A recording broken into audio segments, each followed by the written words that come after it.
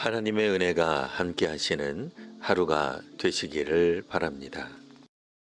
사도신경으로 신앙을 고백하겠습니다.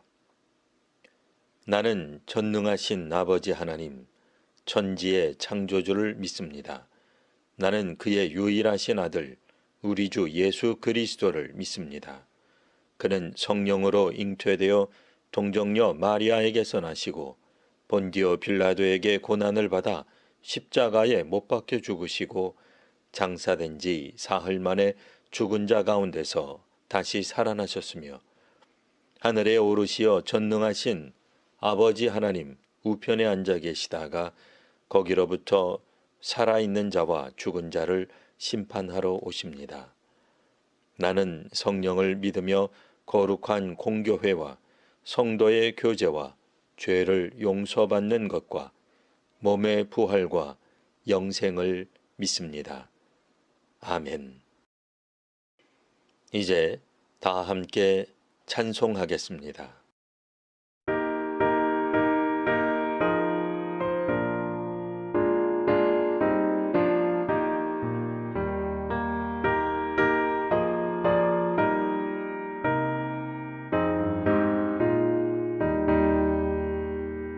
믿는 사람들은 주의 군사니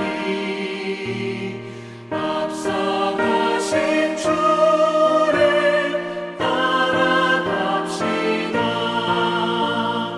우리 대장 예수 길을 들고서 적잖아는 곳에 가신 것 보라. 믿는 사람들은 주의 군사니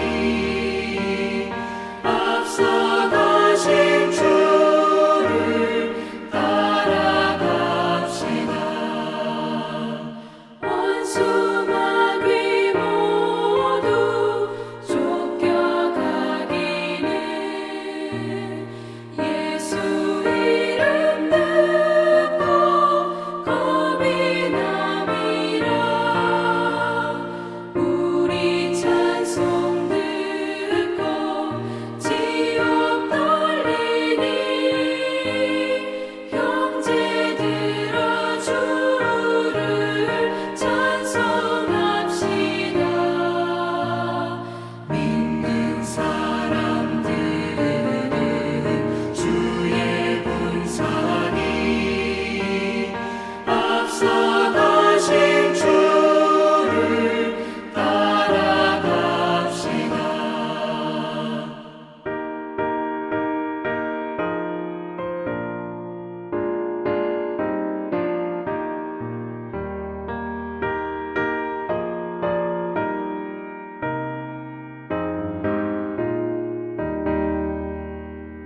세상 나라들은 멸망당하나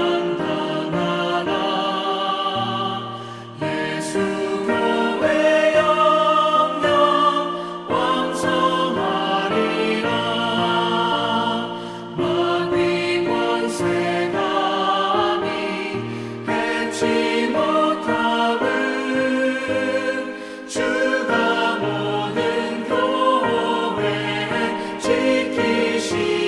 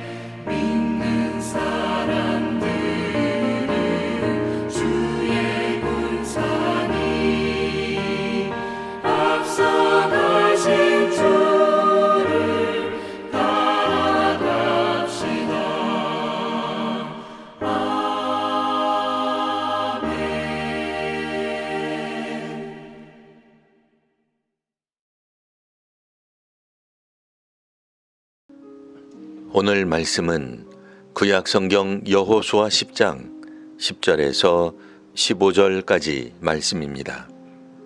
여호와께서 그들을 이스라엘 앞에서 패하게 하심으로 여호수아가 그들을 기브온에서 크게 살육하고 벳호른에 올라가는 비탈에서 추격하여 아세가와 막대게까지 이르니라. 그들이 이스라엘 앞에서 도망하여 벳호른의 비탈에서 내려갈 때에 여호와께서 하늘에서 큰 우박덩이를 아세가에 이르기까지 내리심에 그들이 죽었으니 이스라엘 자손의 칼에 죽은 자보다 우박에 죽은 자가 더 많았더라. 여호와께서 아모리 사람을 이스라엘 자손에게 넘겨주시던 날에 여호수아가 여호와께 아뢰어 이스라엘의 목전에서 이르되 태양아 너는 기브온 위에 머무르라. 달아 너도 아얄론 골짜기에서 그리할지어다 하매 태양이 머물고 달이 멈추기를 백성이 그 대적에게 원수를 갚기까지 하였느니라.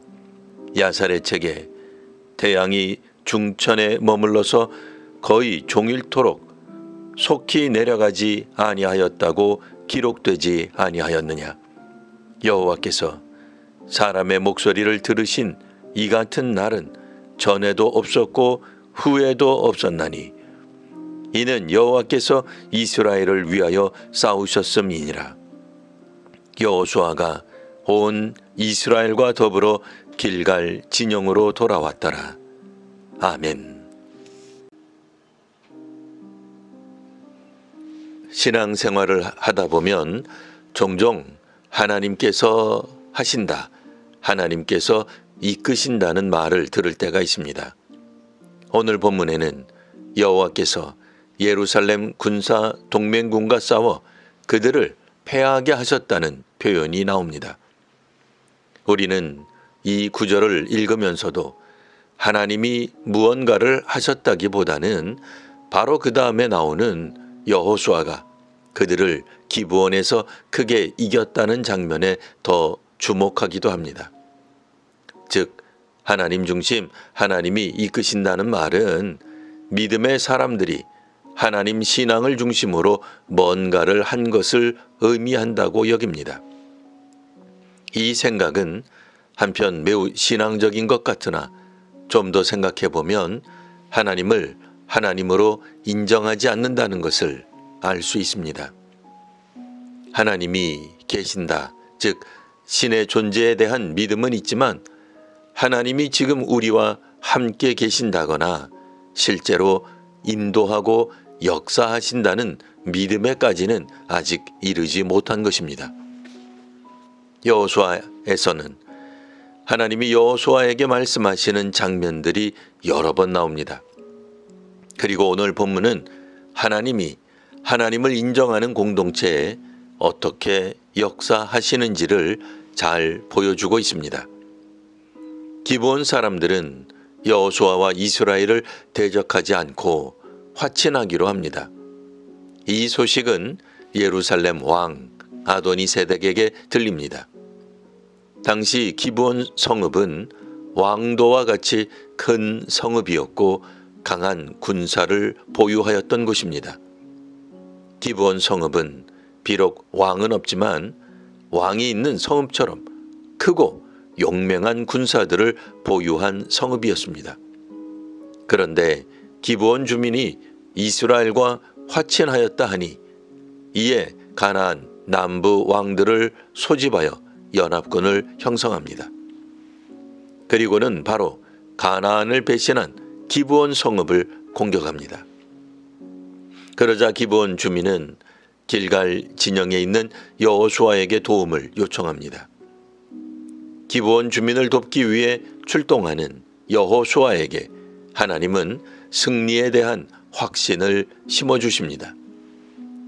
이처럼 하나님은 여호수아의 결정을 지지하심과 또한 이 전투에 하나님이 직접 개입하심을 알려주십니다. 길갈에서 기브온까지는 약 40km 거리이고 오르막길이기에 쉽지 않았을 행군이었습니다. 하지만 여호수아와 이스라엘은 큰 승리를 거두게 됩니다. 그 이유는 하나님께서 이스라엘을 위해 싸우셨기 때문입니다. 10절에서 하나님은 가나안 남부 연합군을 패하게 하십니다. 11절 하나님이 도망가는 그들에게 큰 우박을 내리십니다.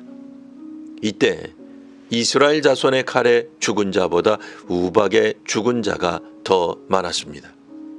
12절에서 13절입니다. 여호수아가 하나님께 아뢰자 태양이 머물고 달이 멈춥니다.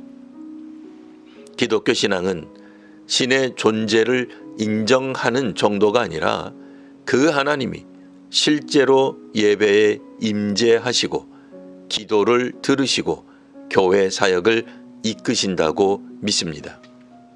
지성을 다하면 하늘이 감동을 받아 복을 내려주는 것이 아니라 하늘의 소리에 따를 때 하늘 문이 열리는 것을 보게 되고 하늘에서 내려주시는 복을 받는 것입니다. 그렇기에 절대절명, 중차대한 사역을 한다면 더더욱 하나님의 지시를 받아야 할 것입니다. 하나님의 소리를 듣고 나서 움직여도 늦지 않습니다. 기도보다 먼저 앞서지 마십시오. 천천히 가도 됩니다. 아간의 범죄를 되새길 필요가 있습니다. 여리고성 전리품은 취해서는 안 되었으나 아이성 전리품은 얼마든지 취할 수 있었습니다. 순종하여 따랐더라면 아간은 며칠 후에 자신이 그토록 원하는 전리품을 얻어도 아무 문제가 되지 않았을 것입니다. 하지만 자신이 기준을 정하고 목표를 세웠을 때 문제가 되었던 것입니다. 하나님을 하나님으로 인정하는 일상과 사역을 하는 성도와 한국교회가 되시기를 바랍니다. 기도하겠습니다. 하나님, 기브온 주민이 이스라엘과 연합한 것을 알게 된 가나안 남부 왕들이 연합하여 보복하게 된 것을 읽었습니다. 이에 이스라엘이 기브온 주민을 도울 때 하나님이 함께 하심을 봅니다. 하나님은 여호와의 통치를 인정한 기브온 주민과 그들을 보호하려는 이스라엘 백성 앞에서 친히 역사하셨음을 깨닫습니다. 주님, 오늘의 성도와 교회 역시 하나님께서 지키시고 인도하심을 믿습니다. 우리가 예배할 때 하나님은 우리의 상상 속에나 계시는 것이 아니라 예배의 자리에 하나님은 실제하시고 임재해 계심을 믿습니다. 교회의 모든 사역은 하나님께서 이끄시고 역사하실 때에 성령의 열매를 맺는 줄 믿습니다. 말씀하시는 하나님의 소리를 들으며 깨닫게 하시는 성령님의 음성을 듣게 하옵소서. 그래서 기도보다 앞서지 않고 천천히 가도 된다는 말의 의미를 바르게 이해하는 저희가 되게 하옵소서. 오늘도 하나님으로 기뻐하게 되는 성도와 교회가 되게 하옵소서. 예수님 이름으로 기도합니다. 아멘.